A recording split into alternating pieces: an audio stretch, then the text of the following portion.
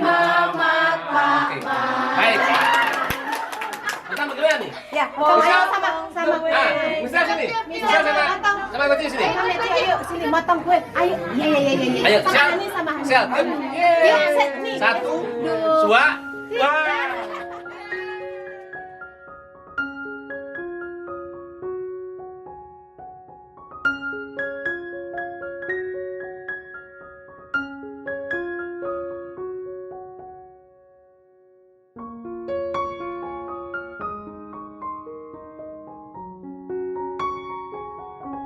Diakon Benediktus Iwayan Riko Yusadi, Saya hadir.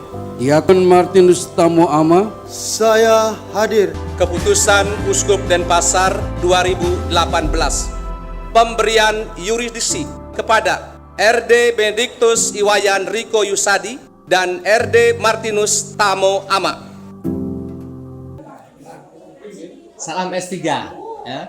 Perdamin senang ngarengin raganya. Saya dengan kakak paling besar ini, kakak ipar, Pak Jaromiko Nomoriku. Nah, dalam satu ingin lama kita berjumpa nih. Mungkin karena suatu kehabisan mereka dua sudah menikah. Nah, ini baru umur 6-7 tahun lah. Karena jadi imam ya. Juga kakak saya paling besar ini. Bagaimana waktu itu kesan dan pesan waktu mempersiapkan tabisan 23 tahun yang lalu? Pesannya karena pertama kali untuk punya kerja kayak di Bali itu ya cukup ribet juga mempersiapkannya itu, tanya sana tanya sini bagaimana pengalaman orang yang lebih senior daripada saya, cukup ribet bagi saya. Dan juga dari bapaknya Riko, karena dia dulu juga mantan seminaris, bagaimana pengalaman ini yang lama kosong ya. Kita di paroki lama kosong, kemudian saya mungkin atau putra keberapa tetahbisan waktu itu kami berempat waktu itu. Pak Tuku yang menangani semua itu. Dan bagaimana beli Pak Riko ini mengalami menyiapkan semuanya dan sebagainya itu. Ya, tentu saya sangat bersyukur. Namun juga bingung karena baru pertama kali punya hajatan besar seperti ini. Juga bangga karena kami keluarga kecil ini tetap bisa memelihara panggilan Tuhan terhadap keluarga, terutama anak sulung ini, sehingga tetap ada imam dari Bali asli dan dari Tuke sini yang masuk ke dalam Keuskupan Denpasar. Jadi tentu waktu itu Romo Riko masih umur 7 tahun ya.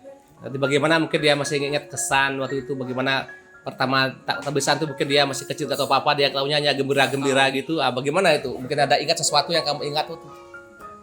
Saya enggak banyak ingat ya. Tapi yang saya ingat itu dari foto itu sangat meriah. Karena yang ditahbiskan waktu itu ada 4 orang. Yaitu Romo Komang sendiri, lalu ada Romo Thomas Almasan, dan juga Romo Lawrence Mariono, dan satu lagi Romo Dawiyo. Yang terakhir ini Romo Dawiyo bertugas sekarang di Panama ya, sebagai misionaris dari Serikat Sabda Allah di Panama. Ya. Tadi pagi kami sempat berempat, kita video call semuanya. Setelah akhirnya saya capture, saya kirim ke teman-teman lain, mengatakan bahwa Romo Dawiyo berubah mukanya 180 derajat. Dibuat brewok semua macam gembongnya narkoba itu. Kemudian Romo Mariono sudah mulai botak. Romo Thomas kurus, mungkin saya katanya paling ganteng katanya. Gagah ala banteng gitu. Gitu. Saya senang sekali. Jujur karena mungkin tidak tahu bisa orangnya itu isi going ya. Saya gampang kalau marah saya marah, betul saya selesai begitu. Saya tidak menyimpan hal seperti itu ya, karena bagi saya itu yang saya dalam konteks S3 itu stres itu. Kita simpan stres lama-lama, beban itu mempengaruhi muka, mempengaruhi hati. Semua saya orangnya seperti ini. Kadang-kadang kalau orang tahu kaget orang itu ya. Saya omong tuh kadang ya minta maaf, pendidikan kayak militer ini. Saya ingin cepat semuanya. Kalau anak terlambat saya kadang bisa tensi, tapi saya omong tuh serang begitu. Saya ingin anak itu lebih baik dari kami. anak lebih didik, ponakan mesti lebih bagus dalam arti kemampuan intelektual, kemampuan bersosialitas mesti lebih bagus begitu. Tapi kalau tidak, kerap kali saya bilang, bagaimana kamu udah lengkap semuanya, uang ada, mengapa lengkap sih lebih dari kami? Mental ini penting. Nah, sekarang pertanyaan saya nih, Romo Riko nih ternyata dia jadi imam. Dulu kami masih ingat waktu kecil itu, kamu jadi imam, enggak mau jadi imam, enggak bisa khotbah, dia bilang gitu. Sekarang sampai sekarang mau 2 tahun kok ya kamu jadi imam. Pengalaman apa yang paling mengesankan selama kamu jalan tugas di Pelasari sebentar, kemudian orang senang-senang kamu pindah ke Nusa Dua? Ada pengalaman yang begitu exciting ya, buat kita begitu luar biasa saya jadi imam. Dan mungkin bukan karena kita hebat ya, tapi karena pertama-tama Tuhan memilih kita menggunakan ketidakmampuan kita menjadi mampu. Pengalaman yang menarik bagi saya dalam menjalani imamat selama ini adalah ketika saya secara pribadi diberi tanggung jawab untuk mendampingi umat, untuk mendengarkan mereka dalam setiap persoalan apa yang mereka alami dalam hidup sehari-hari, yang bagi saya sendiri merasa orang yang tidak mampu untuk itu, merasa terbatas untuk itu. Tetapi rupanya sebagai imam ya, mungkin inilah jalan Tuhan, bahwa Tuhan itu ingin memberikan sesuatu kepada saya untuk diemban sebagai sesuatu yang harus belajar bertanggung jawab. Dalam hal inilah saya belajar untuk ya mendengarkan, walaupun kadang itu ya merasa tidak tahu apa-apa, tetapi orang cari bukan karena saya sendiri saya sadari, tetapi karena imamat yang Tuhan berikan itu. Ini yang saya rasakan sangat mengesan. Nah, Kak, saya berdua tentu ada mungkin sebagai orang tua yang punya anaknya pastor, yang kakak sebagai yang punya adiknya pastor. Bagaimana kalian merasakan, misalnya kalau kami misah gitu ya, orang senang gitu ya, orang misal ini bagus gitu, atau kalau pas misal ini jelek ini, bagaimana kalian dua punya ungkapan, atau mungkin orang tanya bagaimana perasaan, bagaimana Anda menjawab itu? Misalnya kalau Riko misah, terus saya misah, orang senang atau tidak senang itu begitu? Tentu saja kalau umat mengatakan tentunya pasti baik. Terlebih terhadap adik saya ini Romo Komang. Saya juga merasa senang dan bahagia.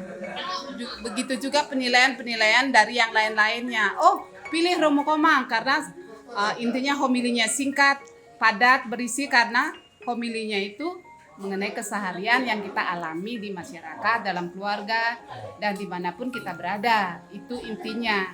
Singkat, padat, tentu homili juga tidak bikin umat mengantuk. Itu saya cukup bangga mendengar ungkapan-ungkapan dari umat yang lain. Baik, beli Pak Riko, bagaimana pengalaman seperti itu? Saya rasa umat sekarang sudah banyak tahu ya apakah pastor mempersiapkan khotbahnya apa tidak. Kami sebagai umat tahu itu kalau ada persiapan apa tidak, dan apa yang kami dapatkan dari khotbah seorang pastor. Terus terang khotbah yang singkat, padat, dan berisi itulah yang sebetulnya kami inginkan sebagai umat. Sedikit refleksi mengenai Romo Komang dan Romo Riko. Saya ingat waktu tabisan Romo Komang dulu, saya begitu terharu. Saya ikut menggambal waktu itu, mengiringi acara tabisan, dan saya meneteskan air mata waktu itu ketika doa-doa yang dilantunkan oleh Romo waktu itu. Tetapi waktu Romo Riko tabisan, karena saya tampil di depan dan bersama-sama di depan altar juga sama anak, saya merasa terasa beda, tidak seperti waktu Romo Komang tabisan dulu. Begitu saya ingat waktu itu. Baik, Pak Riko. Saya ingat dulu bisa perdana, kemudian tanggal 25 September itu kayak bisa Bali juga ya. Lalu kemudian waktu itu saya ingat tuh pas kami perarakan, Romo Riko ini masih kecil, dia lari ke depan. Dia pakai jubah, Pak Man. Itu kami ingat itu, bagaimana ingat itu. Akhirnya satu orang siapa yang angkat ya tuh, angkat. Karena mamamu si Gendong Sepani yang masih kecil ya. Bagaimana tuh, kamu ingat tuh pengalaman itu? Pasti sudah lupa ya, karena waktu itu tahun 97 ya.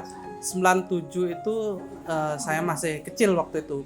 Saya kelahiran 90, waktu itu masih usia 7 tahun, dan itu saya sangat sedikit yang bisa saya ingat waktu itu.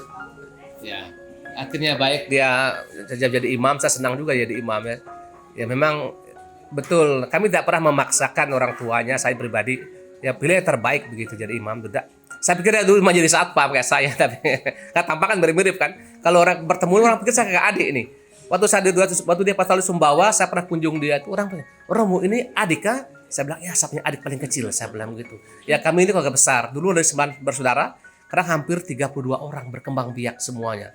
Dan saya senang sekali pas momen ini. Saya minta Agus sama Lando hadir untuk merekam kami ini, mengabadikan semua. Keduanya mungkin kalau foto mungkin dia bisa hancur, tapi kalau dimasukkan di YouTube nanti, hai, orang bisa buka juga di surga, orang bisa buka ya.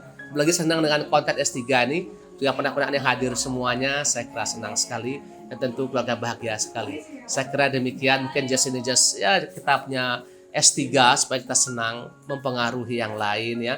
Dan saya senang dan direkam semua di YouTube, kita masukkan nanti Agus edit yang bagus so nanti karena lihat muka kami mirip kan, mirip nih orang bilang kita kemarin pasal lebih ganteng sedikit, kalau Riko lebih gentong sedikit. Ini kakak yang paling besar waktu itu karena dia yang persis, sangat saya ajak ngomong-ngomong sama kakak yang paling besar juga supaya situasi ini kita jadi kenangan ya. Orang bilang memoria itu diingat terus untuk meneruskan hal seperti ini. Jadi terima kasih beli berdua sama Mbak semua nih, sama Riko semua. Dia tugas di Nusa Dua. Saya masih di Seminari jadi satpam. Sehingga selamat berjumpa tiap 2 hari ikuti konten S3. Senyum senyum senang dan jangan jadi senyum senyum sinting. Jadi sampai jumpa di lain kesempatan. Terima kasih banyak.